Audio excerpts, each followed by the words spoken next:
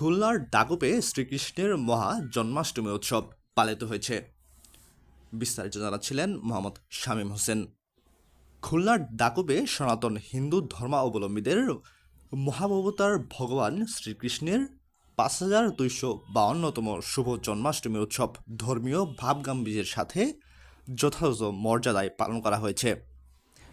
চালনা পৌরসভার বৌমার গাছতলাস্থ উপজেলার কেন্দ্রীয় শ্রী শ্রী রাধা গোবিন্দ মন্দির পরিচালনা কমিটি এ জন্মাষ্টমী পালনের আয়োজন করেন।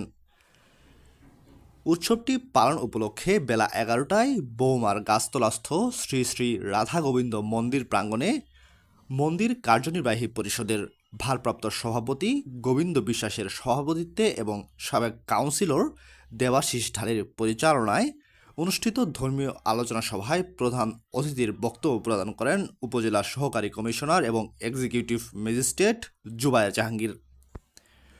বিশেষ অতিথির বক্তব্য প্রদান করেন ডক্টর সন্তোষ কুমার মজুমদার, জেলা বিএনপি নেতা অসিত কুমার সাহা, সাবেক ভাইস চেয়ারম্যান কিশোর কুমার রায়, থানা পুলিশ পরিদর্শক দেবাশিস দাস, জেলা বিএনপির নেতা শাকিল আহমেদ দিলু প্রমুখ।